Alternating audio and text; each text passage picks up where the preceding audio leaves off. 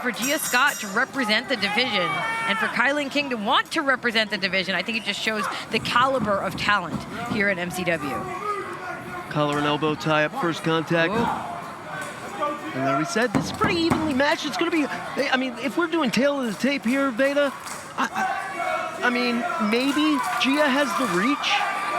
She's built almost like one of the Williams sisters. I think sky is the limit for this young lady if she decides to begin to venture out of MCW.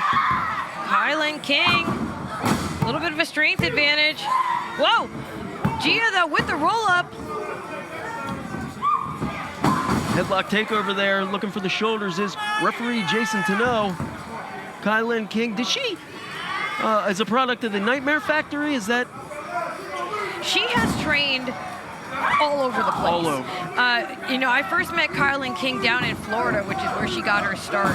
But since she started appearing for AEW Dark, appearing in the Women's Tag Team Cup tournament there, and with the NWA, she's really been everywhere, and she is constantly learning.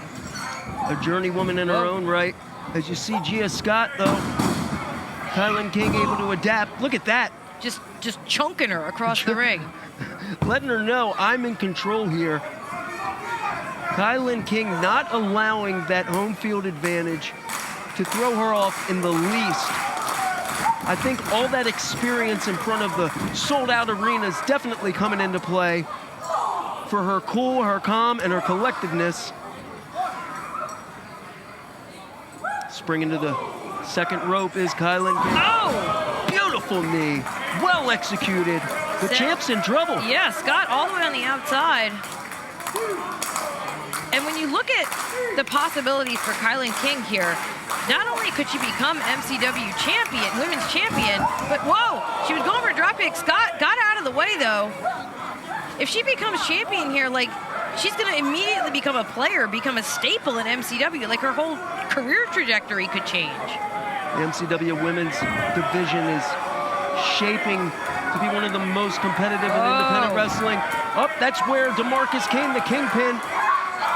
That distraction coming into play. Look at that hustle out of Gia Scott, taking advantage. You can say what you want. Yes. That's smart wrestling. Well, as tough as KiLynn is, she doesn't have eyes in the back of her head, apparently. And Gia Scott taking advantage. Why not, is what I say. Hold on, hooking the near leg. If you're gonna have a powerhouse like DeMarcus Kane out here, if he can help you cement your advantage, why not use it? The neck breaker, beautifully executed. Hooking both legs does Gia Scott.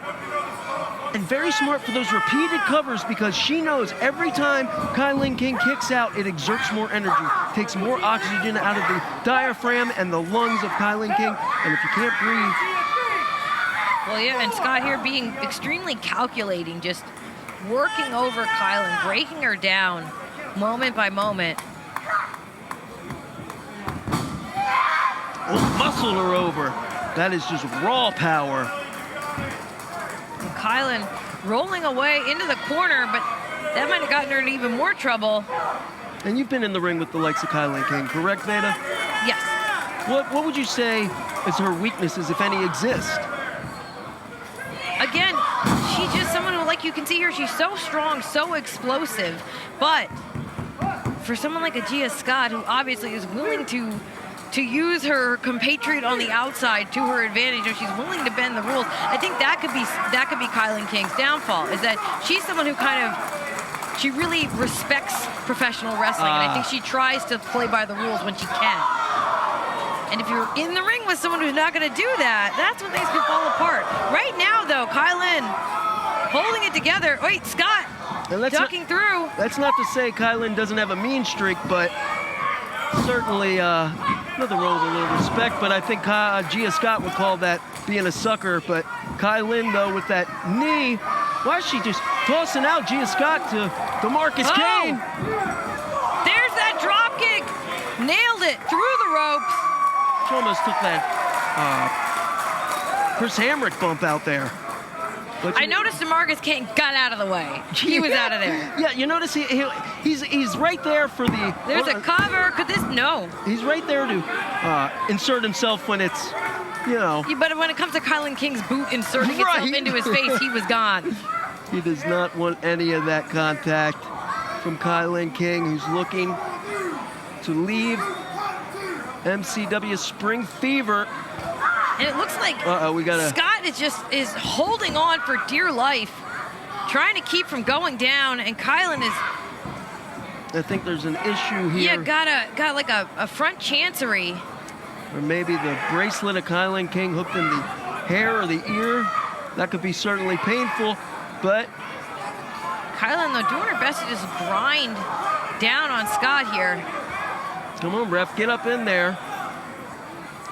It's like prom night for ref Jason Tenille.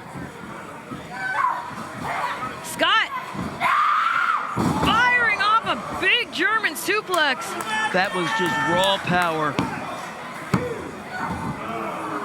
Muscling over KiLynn King did Gia Scott. I thought Gia Scott was the worst for wear in that predicament. Oh. Big roundhouse kick by KiLynn King. Those deadly kicks, those deadly feet on the part of King. Oh, for the third time. DeMarcus Kane makes his presence felt on the apron. The roll up by Gia Scott. I think she got some tights. What do you say?